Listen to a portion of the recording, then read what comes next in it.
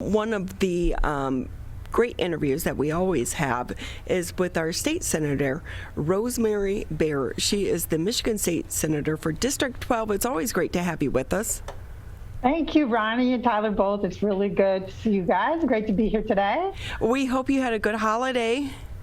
Oh, gosh, yeah. Wasn't it nice out? We're having the spring weather. Celebrate that, right? New beginnings. That has been one of the biggest gifts from Mother Nature is the weather starting on Easter. But then today, it might get up to 80 degrees. Can you believe that? Straight to summer. That's the plan. With that. But work does not stop for you and members of your team just because spring is in the air. More work is always on the horizon. And with that, where do you want to start?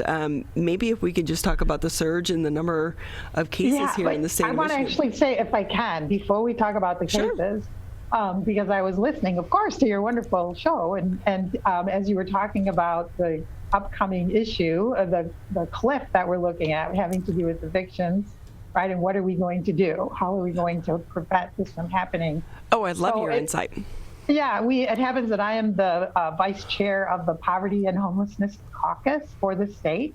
I work with Representative Brenda Carter, who's in Pontiac. She is the chair. So we work together on that caucus. And one of the big issues that we are working on is about that very thing, that eviction crisis that we're looking at. There's two things. One, and I'm going to say this probably twice during this interview, but the majority party in both our houses in Lansing are holding on to about $60 million in rental assistance that came in the the CARES 2 rescue plan, the act that came before the current one. They're holding on to that money, and we know. So the way that the federal government is trying to help with this problem is to give us rental assistance dollars. So the moratoriums are good, but as you know, that just stacks up the debt, right? Right. So, but the dollars can be used to pay the rent. So the renters are saved, as are the landlords. In Pontiac, which is right in the middle of my district, that's a big issue. There's a lot of small renters, right? Landlords that own one or two or three houses, as you mentioned, Ronnie. This would actually save them as well, right? So they actually get their rent money. So that's an important piece. $60 million doesn't cover everything that we're going to need in Michigan, but there is more rental assistance money coming in through the America's Rescue Plan. So the federal government is aware of this issue. I don't think our Republicans in Michigan fully understand the impact of what happens when you become homeless, right? It is a very fast spiral. If you can't pay for housing, you will end up homeless. And when you are homeless, you're going to end up losing your job. And when you lose your job, it's just a terrible place, and it happens so fast. So we need to do everything we can to avoid that crisis. But we also have some bills. We actually introduced a couple of bills about discrimination in housing. So one of our issues with low income housing, there's not enough, but there's also landlords that restrict people from getting rents or taking them as renters because of their income. Because they'll say if your income is not at least, your rent is not anything more than 1/3 of your income, we won't take you. Nowadays, people are very low income. We have a wage problem here, right? That's a bigger issue we can talk about. But sometimes people are going to have to pay more than 1/3 just to have low income housing, because that's how low our wages are. You still got to let them in. We cannot discriminate against those people. There's no evidence that they can't pay, that they haven't paid, they have no history of not paying. You have to allow them to rent, even though it goes above that third. Because I look at that and that's a pretty standard policy, right? For so many of these rental apartment buildings and this, that, and the other, it's always about this is your salary and you have to make a certain percentage over the rental amount.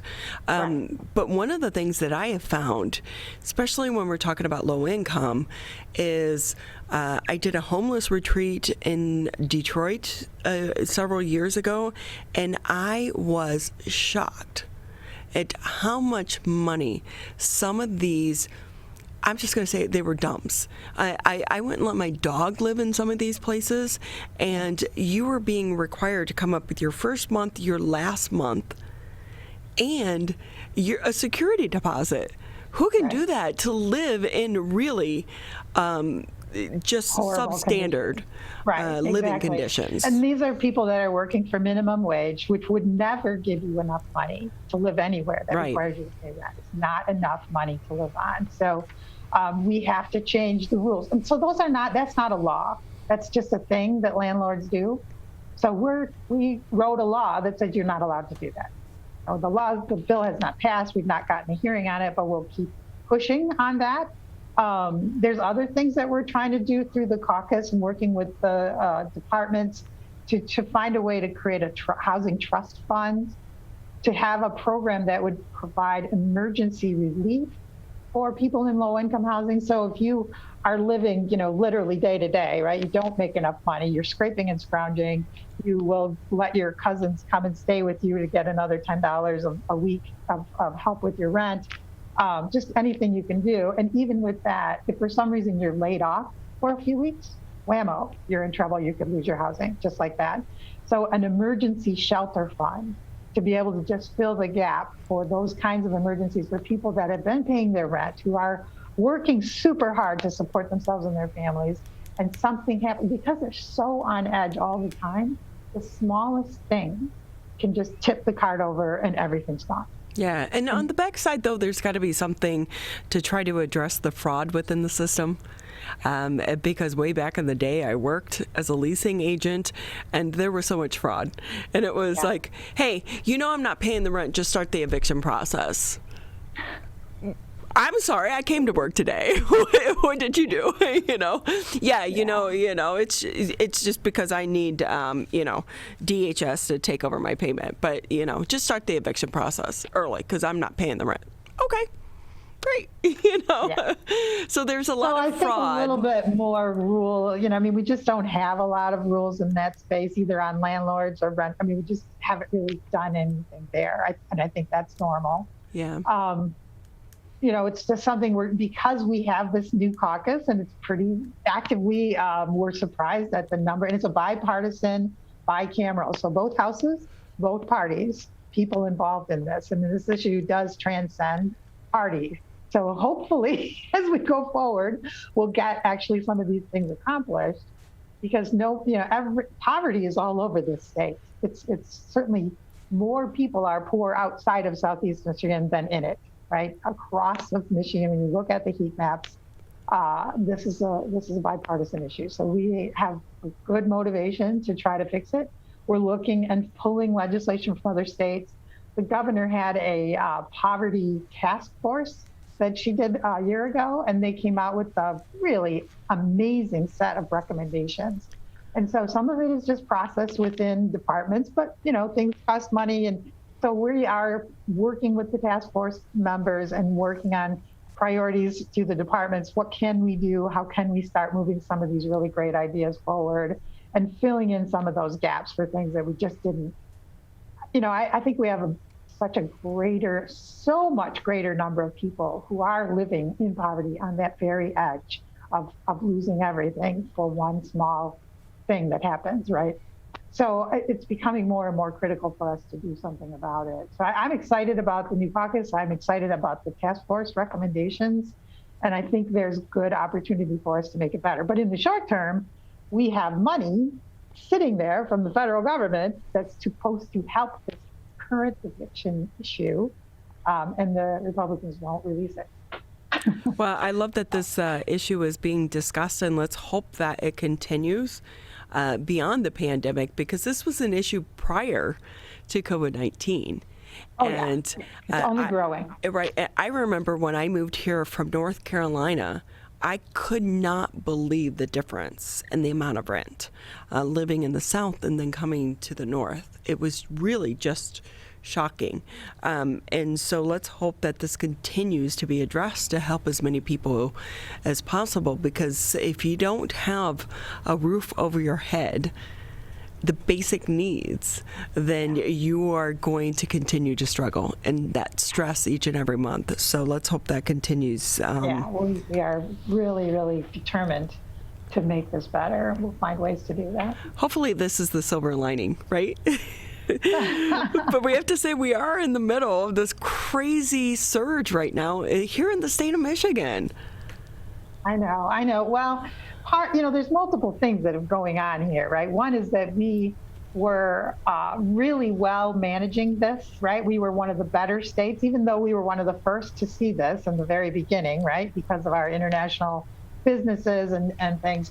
So we got hit hard early, and yet we managed it so well. We brought the numbers down so fast, and but not everybody was happy about the restrictions, but it does work. Well, we have relaxed the restrictions, and the biggest impact right now is really about reopening. And when you look at the group that is the biggest, it's age 10 to 29. This is a lot about schools and sports. It is, everybody wants to go back and nobody wants to put those restrictions back in place, including the governor. I know she said that in various interviews lately. We are working very hard to not have to do that. But so why is that? We are kind of catching up with the rest of the country right now, which is kind of crazy. Because there are some people who say that we're in the situation we are now because of our lockdown, and we didn't get to the herd immunity as quick as some of the other states because it hasn't spread.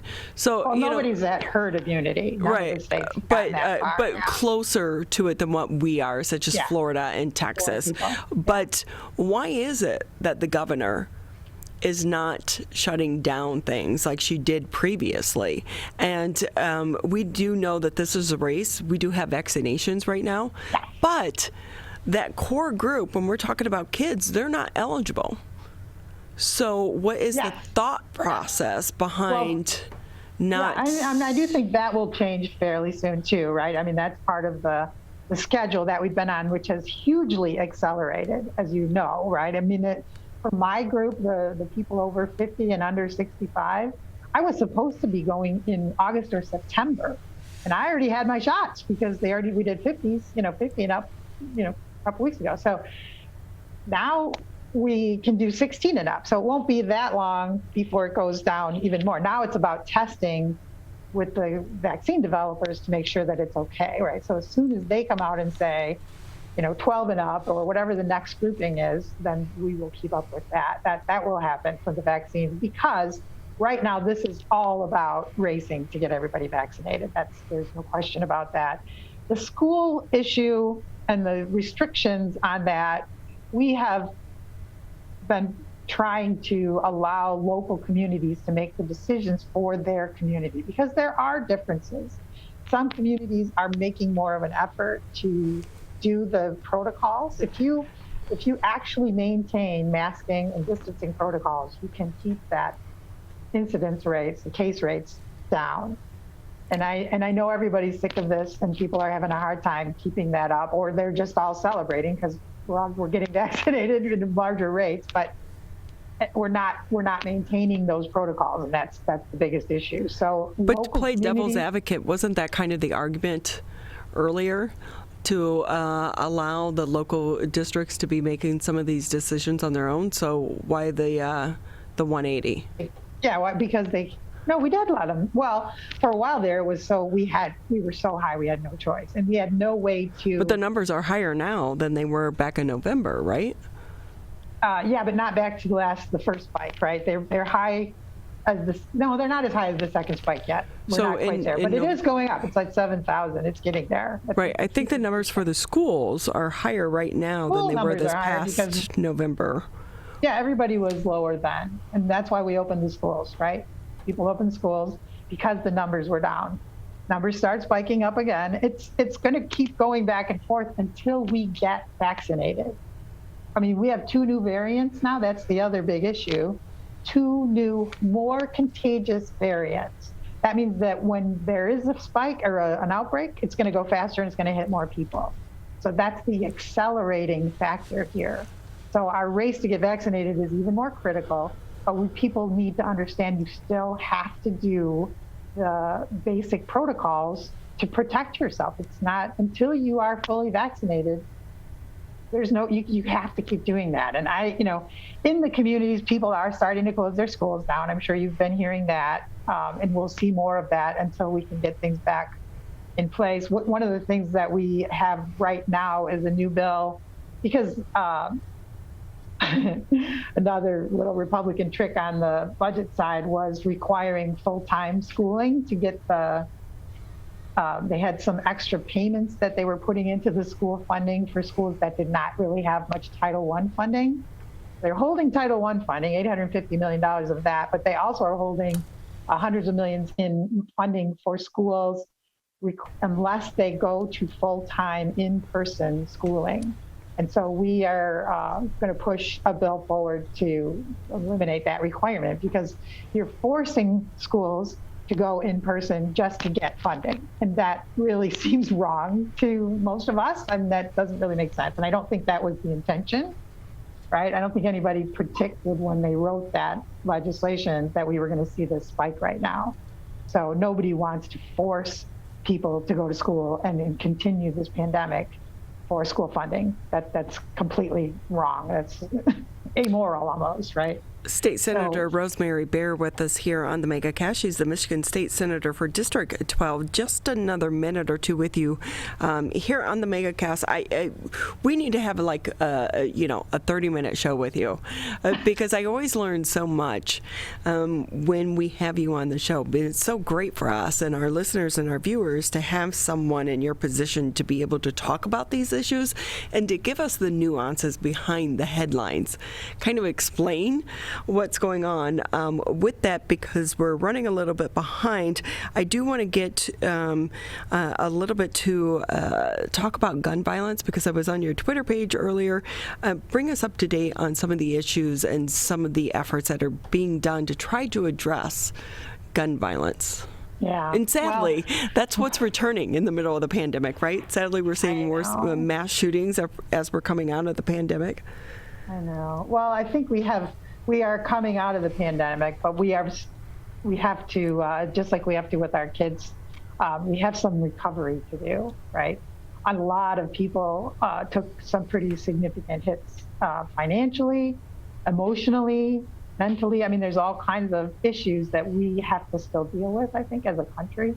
And so sometimes you're going to see reactions to that in different ways. I know that a lot of the, I don't know if you saw as the people that got arrested for the Washington, D.C. insurgency, right? Mm-hmm. The backgrounds on the people that were arrested were mostly people that were desperately in trouble financially or otherwise, right? They are in a place where they just didn't have, nobody cared about them. And there isn't any government there that's helping me. And, desperation will cause you to do things sometimes. So I don't know what, the current flare up, but this has been going on for a while. We have legislation that we've reintroduced every session in Michigan to put some amount of support to controlling the gun violence without taking away people's guns, because we know that that's a national issue, right? People are afraid of losing their Second Amendment rights. So, but there are things that can be done. There's a simple thing called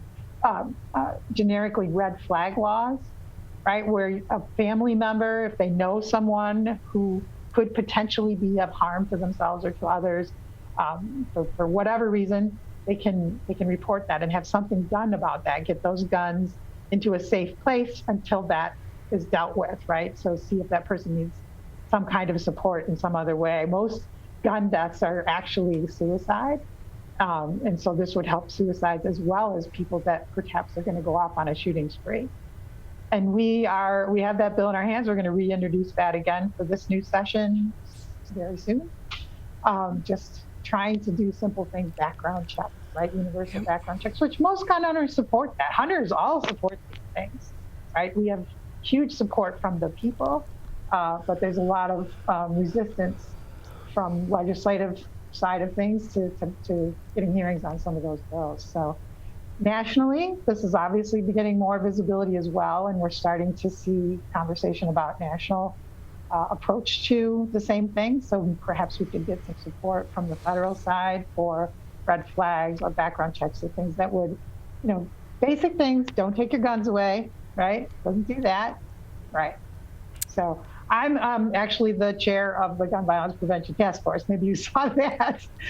It's called the Firearms Safety and Violence Prevention Task Force, and that is also a bipartisan, bicameral task force as well, with quite a lot of members. So people are getting more and more motivated to do something about this. And we do know that during this time, suicides are up, and a lot of that has to do with the fact that firearms are in the homes. And we want to urge, as I always do when we talk about guns, get a gun lock.